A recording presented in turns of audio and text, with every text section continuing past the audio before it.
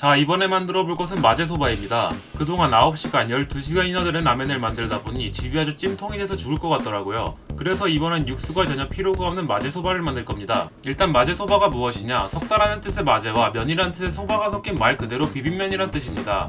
일본 나고야에서 일하던 타이완 요리사가 만들어낸 요리로 한국의 짜장면과 매우 비슷한 포지션을 갖고 있죠. 그래서 한국에서 매우 유명한 마제소바집이 있는데요. 바로 메냐하나비입니다. 심지어 이곳의 주방을 세세하게 찍은 유튜브 영상도 있겠다. 오늘은 이곳의 마제소바를 따라 만들어 볼 겁니다. 이번엔 육수가 필요가 없으니 면부터 만들어 볼 겁니다. 우선 물과 소금, 소다를 섞어 간수부터 만들어 줍니다. 그리고 이번엔 독특하게 면을 만들어 볼 건데요. 바로 강력분과 세몰라라는 밀가루를 섞을 겁니다. 세몰라라는 이름은 처음 들어보실 텐데요. 바로 파스타를 만들 때 사용되는 밀가루입니다.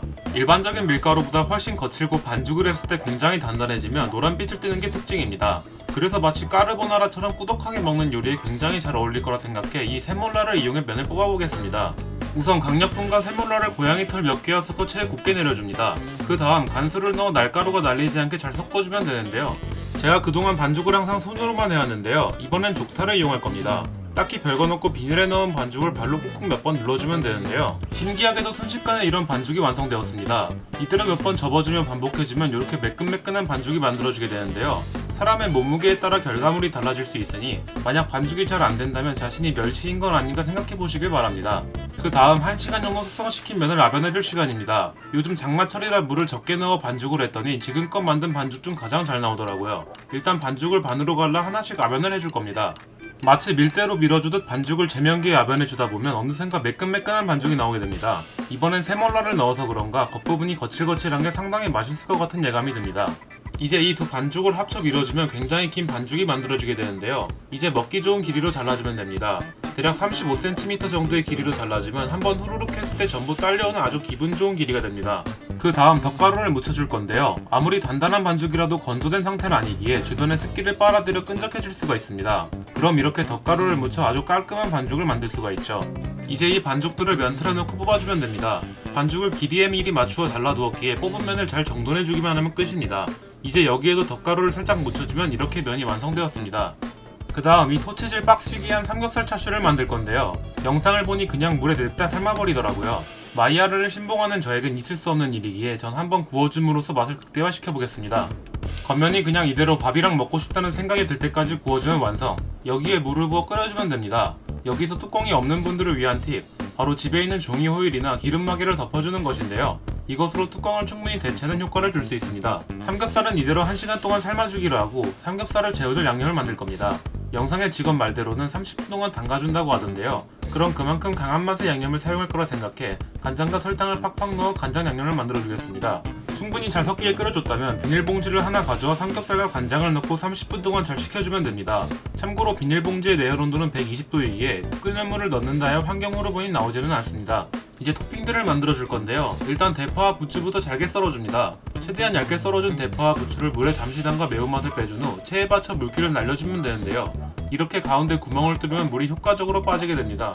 그 다음 마지막 토핑, 어분을 만들 겁니다. 말 그대로 생선가루, 가스오부시를 갈면 되는데요. 전통적인 마제소바는 고등어가루와 가스오가루 두 가지를 쓰지만 전 간편하게 가스오부시만 사용하도록 하겠습니다. 그렇게 절구에 가스오부시를 갈아주면 간편하게 가루가 완성된다고 하는데요. 가루는 개뿔 그냥 마사지 열심히 받은 가스오부시가 되었습니다. 역시 유튜브 꿀팁은 믿을 게 못되네요. 역시 사람은 기계의 힘을 빌려야죠. 그냥 집에 있는 믹서기에 10초가량 갈아주면 이렇게 고운 가스오부시 가루가 나오게 됩니다. 다음은 마제소바를 먹어본 분이라면 모든 테이블에 식초가 올려진 걸 보셨을 겁니다. 바로 다시마 식초인데요. 일반적인 식초에 다시마의 감칠맛을 추가함으로써 진한 맛의 마제소바와 잘 융화되게 하는 거죠. 다시마를 잔뜩 용기에 넣어준 후 식초를 잠길 만큼 부어주고 하루가량 숙성시켜주면 완성입니다. 마지막으로 만들어줄 건 마제소바의 정체성이라 할 수 있는 다진 고기볶음을 만들 겁니다. 팬을 중불로 달궈준 후 기름과 마늘, 레드플레이크를 같은 비율로 넣어 빨간 마늘 고추기름을 만들어줍니다. 마늘과 레드플레이크 두 개 다 모두 상당히 잘 타는 재료들이니 불 조절을 잘 해줘야 한다는 게 포인트입니다. 잘 만들어진 기름에 다진 소고기부터 넣어줍니다. 마이야르를 했을 때 가장 좋은 맛을 내는 소고기의 특성상 먼저 볶아주어 맛을 끌어올리는 방법입니다. 그런 다음 다진 돼지고기도 넣어 빠르게 남은 주걱으로 부숴줍니다. 소고기에 비해 돼지고기는 서로 잘 달라붙어 재빨리 부숴주지 않으면 떡진 고기가 생길 수 있습니다. 시간이 좀 지나면 고기들에서 육즙이 흘러나오면서 국물이 생기는데요. 이때 설탕을 넣어 단맛을 고기 안으로 먼저 침투시켜줍니다. 그런 다음 수분이 어느정도 졸아들면 물을 추가로 넣어 자박하게 해준 뒤 간장으로 간을 해줍니다. 면과 비벼 먹어야 하기에 생각보다 짠재라는 느낌으로 간을 해주면 됩니다. 그런 다음 아까 재워둔 삼겹살을 꺼낼 차례입니다. 지방과 살코기의 비율이 1대1이 되게 썰어주면 되는데요. 이번에 사온 삼겹살의 상태가 영 좋지 않아 비기가 너무 많은 모습입니다. 하지만 못생긴 건 제 뱃속으로 들어갈 테니 이쁘게 생긴 부분만 토치로 지져주면 됩니다. 우선 면을 담아줄 그릇에 여러가지 양념들을 미리 비벼 놓을 건데요. 가스오부시와 후추, 간장과 참기름을 넣어 미리 비벼줍니다. 그 다음 만들어 놓은 라면을 끓는 물에 넣어 2분간 삶아줄 건데요. 방금 만든 양념에 이 면수를 약간 섞어 묽은 듯한 농도를 만들어줍니다. 이제 다 삶아진 면을 꺼낼 차례입니다. 이때 중요한 포인트가 하나 있는데요. 체에 건진 면을 빡빡 비벼주는 것. 이 과정으로 면에서 전분기가 흘러나오면서 끈적한 질감을 갖게 되는데요. 이 전분기가 양념과 섞이면 마치 크림 같은 농도를 나게 해주는 거죠. 잘 비벼준 라면 그릇의 더러운 부분을 정리해준 후 열심히 만든 토핑들을 올려줄 차례입니다. 우선 파를 그릇에 45도 정도를 채워줄 수 있게 올려줍니다. 그 다음 부추 역시 파와 동일하게 45도 정도의 각도로 채워준 후 김가루 역시 같은 각도로 삼위일체 같은 모습으로 채워줍니다. 이제 가스오부시와 다진 마늘을 각각 한 스푼씩 김가루 위에 얹어줍니다. 그리고 마제소바의 꽃이라 할 수 있는 다진 고기를 한가운데 구멍에 가득 채워줍니다. 꾸덕한 맛을 내주는 노른자도 민지 위에 살포시 올려주고 달걀과 토치로 지진 고기까지 올려주면 이렇게 마제소바가 완성되었습니다. 이제 드디어 먹어볼 차례. 노른자부터 터트려서 잘 비벼주면 되는데요. 여러가지 세팅들을 하다보니 면이 좀 불어 상당히 떡져서 아쉬운 부분이었습니다. 이번에 만든 마제소바, 메냐하나비의 맛과 거의 비슷한 맛이었습니다. 메냐하나비의 마제소바엔 돈코츠 육수가 들어가는데요.